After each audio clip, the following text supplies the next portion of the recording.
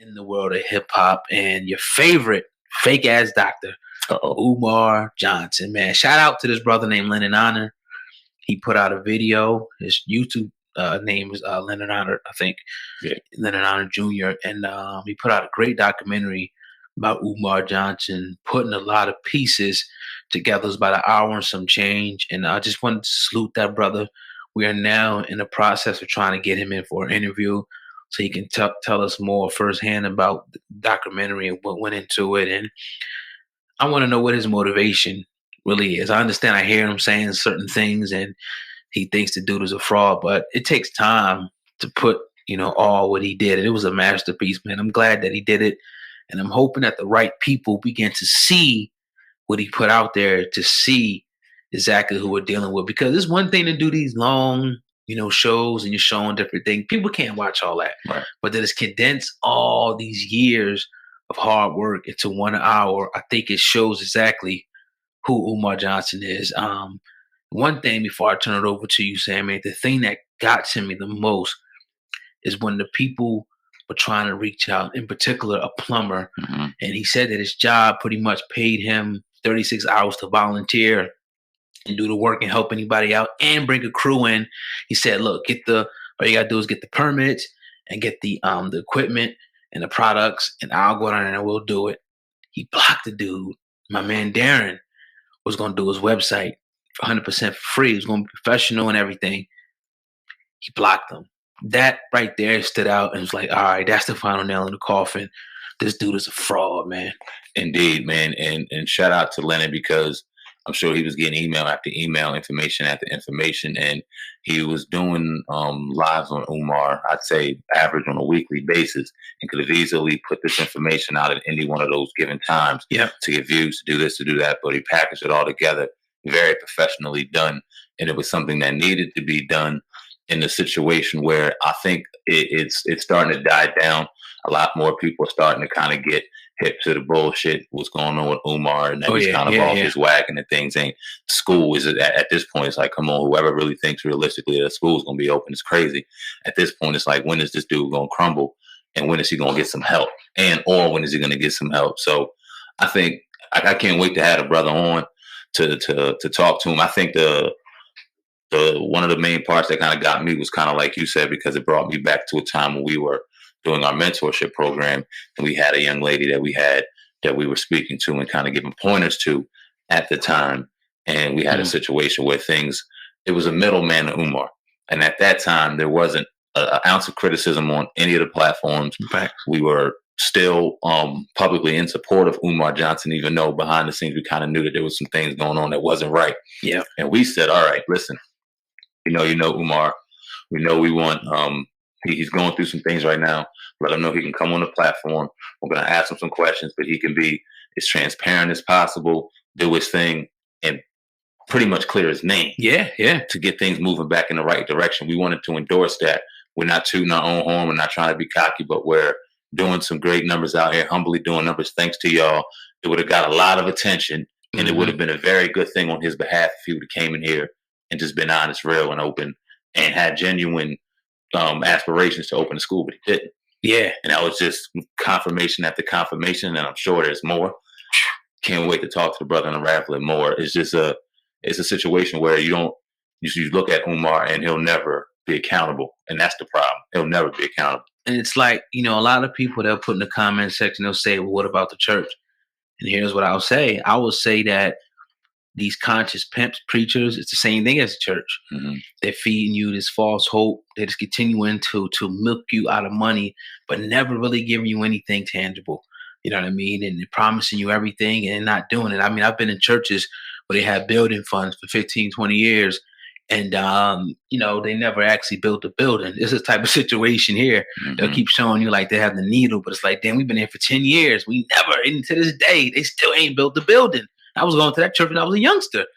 I ain't even gonna go there, but so it's the same type of thing. What makes it so sick about this dude is that he uses the need for us to help black boys. Like, all right, if you don't do it, you ain't helping black boys. Are you trying to guilt people? You sick motherfucker. And you taking this fucking money that you getting from these people and ain't doing nothing with it. Nothing that you promised. The dude hasn't been accountable since 2017. He said he had $250,000. Since then, he hasn't been accountable for the money. You know what I mean? So it's just like, we all know what happened with it. He sucks as a businessman.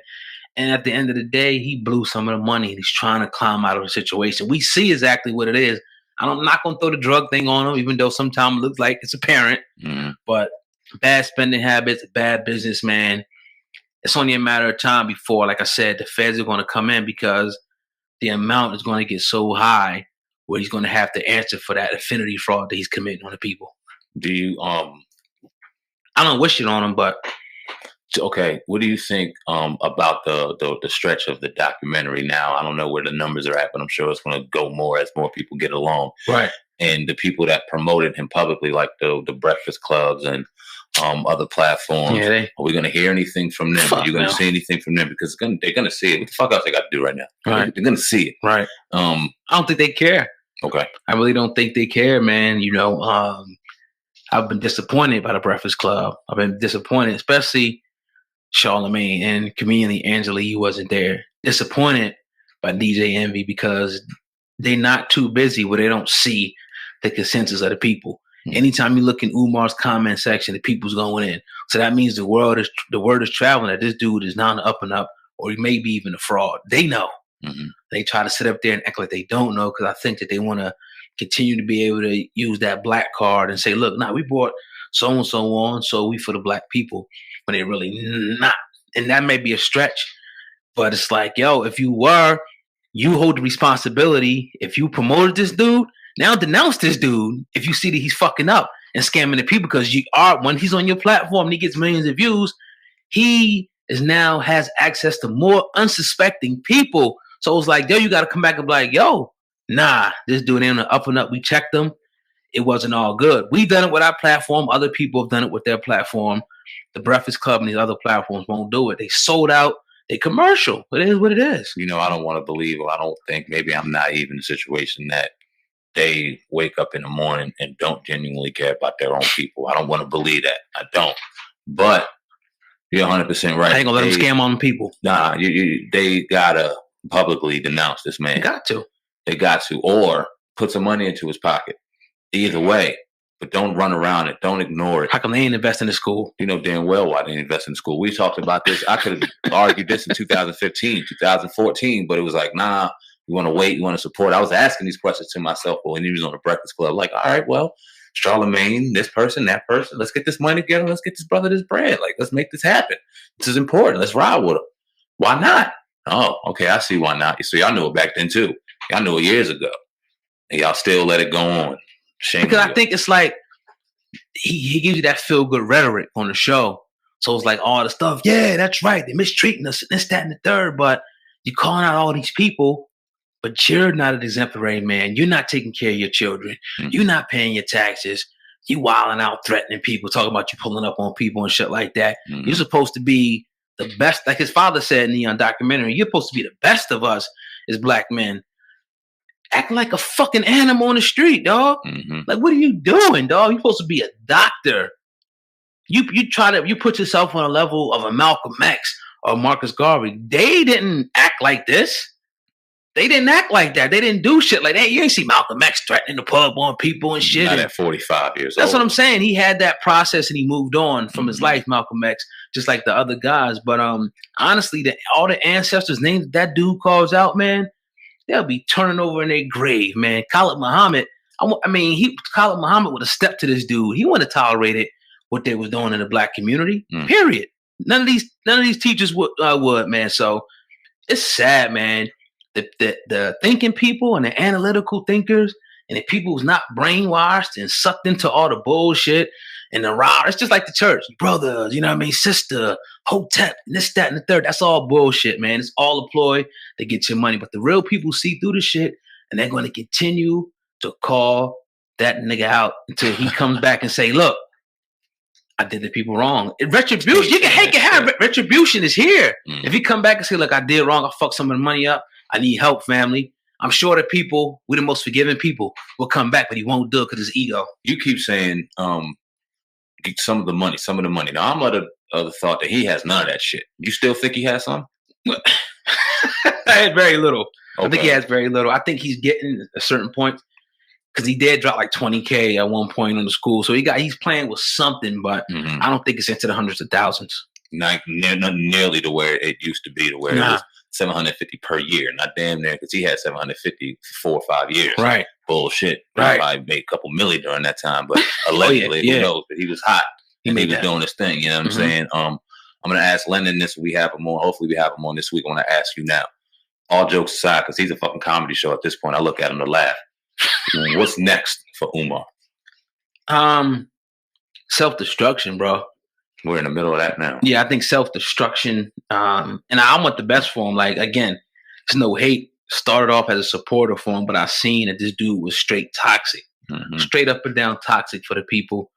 Straight using this whole Hotep thing, back to Africa type thing, to get money out of the people. No different than a pimping, preaching, prostituting pastor. It's the same exact thing this dude does. He's mastered it. He's a confidence man, a con man with this thing, man. Like, he knows that. You can see it in his eyes. He's in there and he's on the camera and shit, and he knows that he can get money out of these unsuspecting shit. Yeah, he's sitting on his back like, yo, I'm gonna get her. I'm getting these people. Oh, you come to the lecture, sister. Yo, this shit is one of the biggest frauds ever perpetuated on the black community, man. And I call out a lot of them cats in the so-called conscious community because they won't call them out. You look at it, why they won't call this dude out? I'm like, yo, this dude's a fucking fraud. They know. You see very few people in that community that will dare call Umar Johnson out. Very few. And the only time they'll call him out, unless they say something to them, oh, he poked something, you probably something at him, and say something to them or call him out. Then they'll try to say this. But other than that, the motherfuckers is quiet. That's why, I had to get away from that fake ass shit, man. I was going to ask you, because you're one of the only people that were once in there and in support of Umar, who's gotten out of there and through seeing real shit publicly denounced him from that. And I mean, I remember back in 2014, 2015, you were going to lectures. You bought me my first Umar book. You know I forgot about that. Like that. I still got it sitting there. I could fucking bring it in. I might put it right next to, You know what I mean? Just shower and shit. But it's definitely had heavy support for the man, and through we grown men, dog. We're not gonna bullshit long. We both grew up in the church. Both grew up heavy in the church, seen the rhetoric, seen the bullshit for years. I remember you telling me, even in support, that a lot of those lectures reminded you of church a lot. You know what I'm saying? Yeah. Had some definite parallels to it. He ain't stupid. He wasn't stupid. I don't know what the fuck he got going on now, but he knew how to get the dollar. He got the dollar now. He's unraveling, man. I don't know what's in store, but I'm gonna sit back, and every time he comes on, I'm gonna laugh. And that's a shame. I mean, because again, I could go on and on about, not to go too much longer on this dude, but just seeing this dude at like a lecture and seeing him teaching to the people in front of 300-400 people, to now just reduced to rubble, nothing. Sitting outside in cemeteries and playgrounds. Crazy, man. Crazy. I mean, but his ego, they say what ego, pride coming before the fall, something like that. So unfortunately, he's probably going to have to, whether it be rehab, the feds coming in, or whatever is going to happen, he's going to have to deal with some of the stuff that he's, perpetuated on the people. That's the worst thing you could do. If it's your own money, fuck it off. You making money and shit from your lectures and shit like that, but you taking money from the people who really ain't even got it like that. They want you to build that school for these so-called black boys, but he hasn't done it. The black boys that he's saying eliminate 10% of in the street calling animals. Man. Those are the mamas that really need it. And you trying to eliminate them, and you want to go to a school. You start looking at some of the language and things. And shout out to Lennon once again. Let me bring it back to the original premise for highlighting these things. Can't wait to have them on.